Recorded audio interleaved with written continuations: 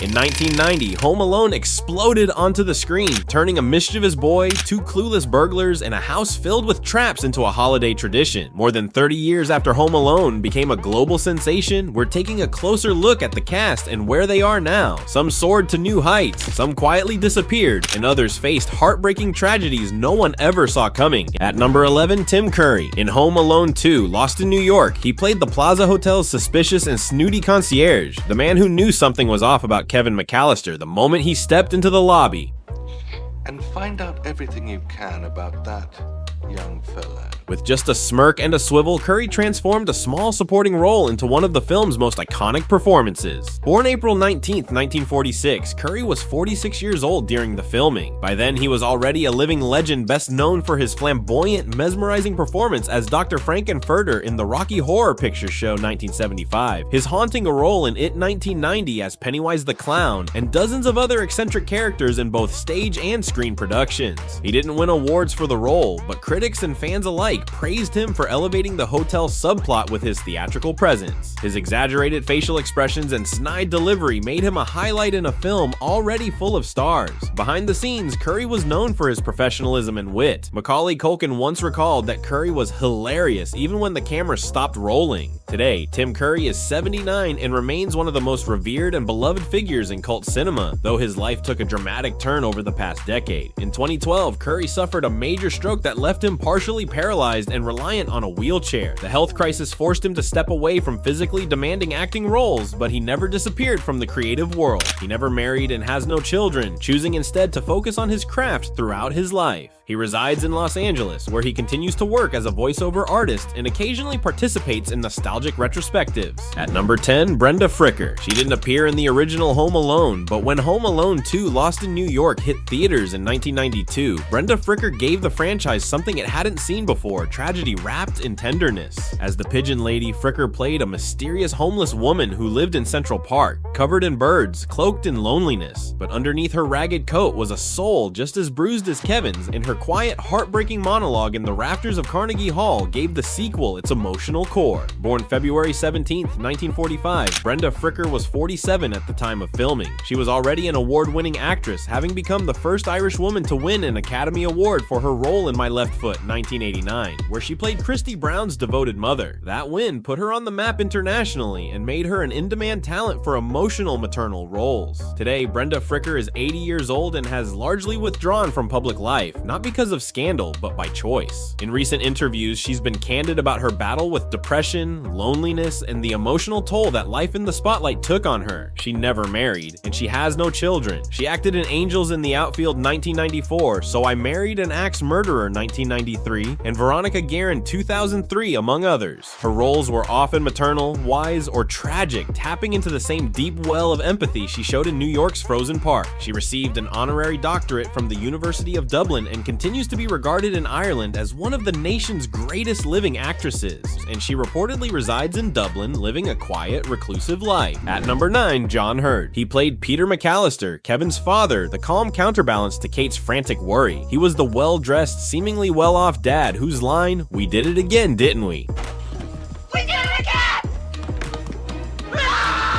became a quiet admission of recurring parental chaos. Born March 7th, 1946, Hurd was 44 during the filming of the first Home Alone. By then, he was already an established dramatic actor with a resume that included serious roles in Cutter's Way 1981, Big 1988, and Beaches 1988. Known for his sharp features and measured voice, Hurd was respected within the industry but had yet to land a mainstream breakout. Home Alone changed that. Though his role was more supporting than central, he brought a level of realism to Peter McCallister, the type of dad who seemed to exist in every American household during the holidays, distracted, exhausted, and just trying to keep it all together. John Hurd passed away on July 21st, 2017 at the age of 71 due to a heart attack following minor back surgery in Palo Alto, California. His death came quietly, and many fans only learned about his personal struggles after he was gone. His legacy isn't flashy, it's not loud, it's the kind of legacy that quietly stays with you, like a good father figure should. At number 8, Robert's Block. Blossom. He barely spoke in the first half of Home Alone, yet his presence loomed large, shovel in hand, face wrapped in mystery, and eyes heavy with sadness. Roberts Blossom portrayed Old Man Marley, Kevin's reclusive neighbor. Introduced as a neighborhood legend rumored to be a serial killer who salted sidewalks to hide the bodies, Marley turned out to be something far deeper, a lonely grandfather, quietly carrying the weight of estrangement and regret. Born March 25th, 1924, Blossom was 66 years old during the filming of Home Alone. By then, he had already lived a full actor's life, not a movie star in the traditional sense, but a seasoned character actor with a reputation for haunting, poetic roles. His credits included Close Encounters of the Third Kind, 1977, Christine, 1983, and The Great Gatsby, 1974. Roberts Blossom passed away on July 8, 2011, at the age of 87, leaving behind not just a film legacy, but a life devoted to quiet art. He died of natural causes in Santa Monica, California, after decades of living largely outside the public eye. Though Blossom never married and had no children, he was far from alone. He had close friends in the theater world and was deeply respected by fellow actors and directors for his gentle presence and literary depth. At number 7, Kieran Culkin. He played Fuller McCallister, Kevin's bedwetting cousin with glasses, a tucked-in sweater, and a tiny but unforgettable presence. And yes, in real life, he was Macaulay Culkin's actual younger brother. Born September 30th, 1982, Kieran was only 7 years old during the filming of the first Home Alone, the youngest main cast member. He had already appeared briefly in Uncle Buck 1989 alongside Macaulay, making Home Alone his second feature film. Though his screen time in both Home Alone films was minimal, he made the most of every moment. His wide-eyed stare and the way he clutched that Pepsi can earned him instant recognition and turned Fuller Wets the Bed into a legendary one-liner among fans. I don't want a super Fuller. You know about him. He wets the bed. Today, Kieran Culkin is 42, and remarkably, he's become the most critically acclaimed actor in the Culkin family. While his older brother Macaulay stepped away from fame, Kieran steadily built his own path away from child stardom, away from the headlines, and into prestige television and film. After solid roles in Igby Goes Down 2002 and Scott Pilgrim vs. the World 2010, Kieran found his defining role in 2018. At number 6, Devin Ratray. Buzz, Your Girlfriend. Woof. Buzz, your girlfriend. Woof. With that one line and a bedroom full of BB guns, tarantulas, and stolen pizza, Devin Ratray cemented his place in 90s movie history as Buzz McCallister, Kevin's menacing, eye-rolling, junk food hoarding older brother. Born January 11th, 1977, Devin was 13 years old during the filming of Home Alone in 1990. He wasn't new to acting. He had already appeared in films like Little Monsters 1989 and Where Are the Children 1986. But Home Alone was the role that made him a recognizable face, even if that face usually had a sneer on it. Rattray's performance as Buzz was pitch perfect, loud, obnoxious, and oddly lovable. Whether bullying Kevin or boasting about his pet tarantula, Buzz became the archetype of the mean older sibling, and every younger sibling could relate. His comedic timing was sharp, and his ability to play the villain without veering into cartoonishness made the character memorable. Now 48, Devin Rattray's life and career have taken a far more complicated turn than many of his Home Alone co-stars. After his childhood success, Rattray continued acting into adulthood mostly in smaller roles across indie films and television. He appeared in movies like Nebraska 2013, Blue Ruin 2013, and the acclaimed Netflix docu-comedy The Lonely Island Presents The Unauthorized Bash Brothers Experience 2019. He also had minor roles in hit series like Law and Order and Better Call Saul. For many, Buzz will always be the guy who said, "I wouldn't let you sleep in my room if you were growing on my ass." But behind the scenes, Devin Rattray's story is one of fame, fallout, and the dark shadows that sometimes follow early success.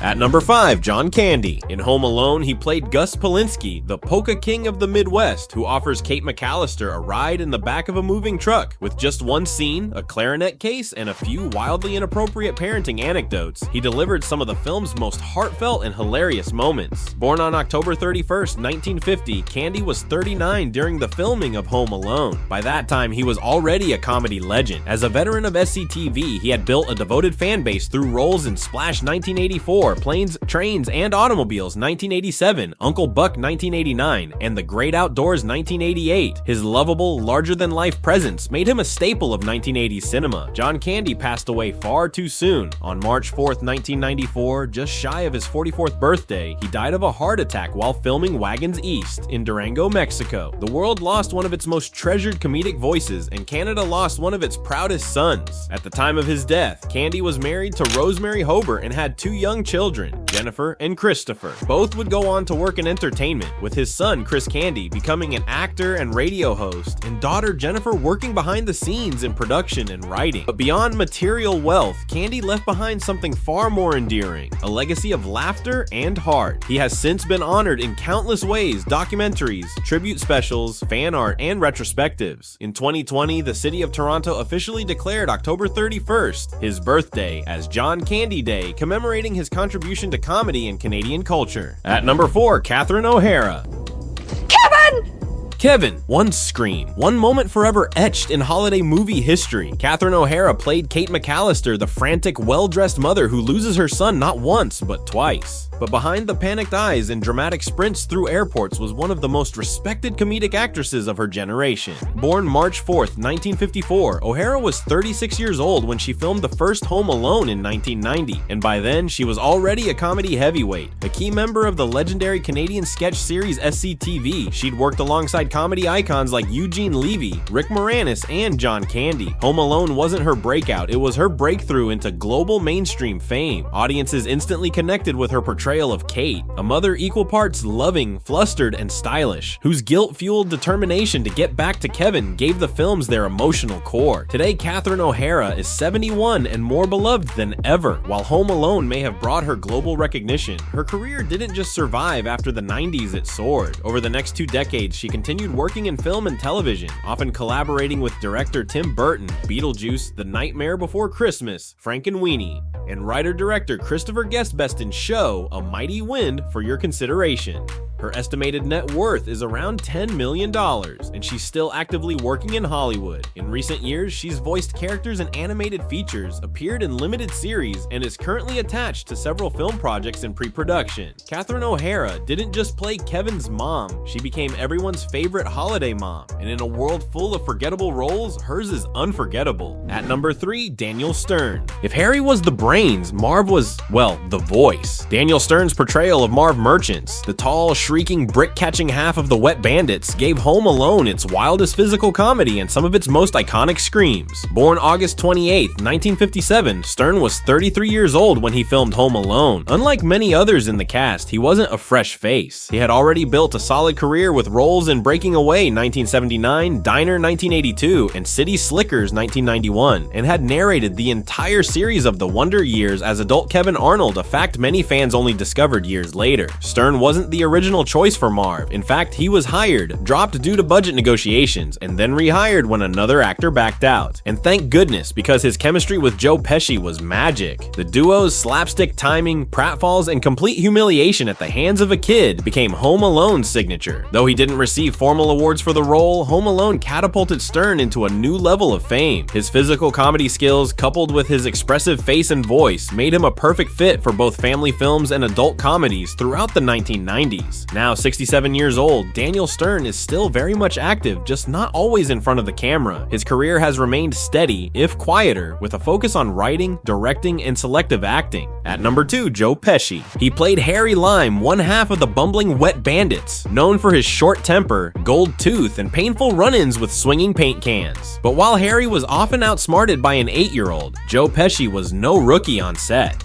Born February 9th, 1943, Pesci was already 47 during the filming of Home Alone, a seasoned actor with a reputation built on intense, dramatic roles. Just months before Home Alone released in 1990, Pesci stunned audiences as the volatile Tommy DeVito in Martin Scorsese's Goodfellas, a performance that would earn him the Academy Award for Best Supporting Actor. Today, Joe Pesci is 82 years old and lives a much quieter life than the one he portrayed on screen. Though he's always been notoriously private, his legacy continues to echo through film history. After a string of iconic performances in the 90s, including Casino, 1995, and Lethal Weapon 4, 1998, Pesci unofficially retired from acting in the late 1990s. For years, he only took on rare roles, often rejecting scripts unless the project felt deeply personal. Then in 2019, he shocked Hollywood by coming out of retirement for Martin Scorsese's The Irishman, where he delivered a subdued, haunting performance that earned him an Oscar nomination. It was a reminder, Pesci hadn't lost a step, he had just stepped away. At number 1, Macaulay Culkin. He played Kevin McCallister, the clever, cheeky 8-year-old who defended his home with paint cans, tarantulas, and pure chaos. But behind that boyish grin was a child navigating a world far more complicated than booby traps. Born on August 26, 1980, Culkin was just 9 years old during the filming of Home Alone and 11 by the time the second movie wrapped. Despite his youth, this wasn't his first film. He had already appeared in several smaller projects, including Uncle Buck, 1989, where his comedic timing first caught the eye of Home Alone director Chris Columbus and screenwriter John Hughes. When Home Alone hit theaters in November 1990, it became an instant global phenomenon, grossing over $476 million worldwide and holding the title of the highest-grossing live-action comedy for years. Critics praised Culkin's performance, and the film earned 2 Golden Globe nominations, including one for Best Actor in a Musical or Comedy for Culkin himself. He was also nominated for a Young Artist Award and became the youngest actor ever to host Saturday Night Live at the time. Now, 44 years old, Macaulay Culkin has lived multiple lives in the public eye and outside of it. After a highly publicized legal battle in his teens to emancipate himself from his parents' control over his fortune, Culkin largely stepped away from the industry that made him famous. He returned briefly for projects like Party Monster 2003 and Saved 2004, but steered clear of blockbuster fame. In recent years, he's taken a more eclectic path. He launched a satirical pop culture website called Bunny Ears, joined a Velvet Underground parody band called Pizza Underground, and made select acting appearances, including a fan-favorite role in American Horror Story Double Feature 2021. And while he'll always be Kevin to the world, Culkin today is something far more impressive, a man who turned a stolen childhood into a peaceful adulthood one prank-free Christmas at a time.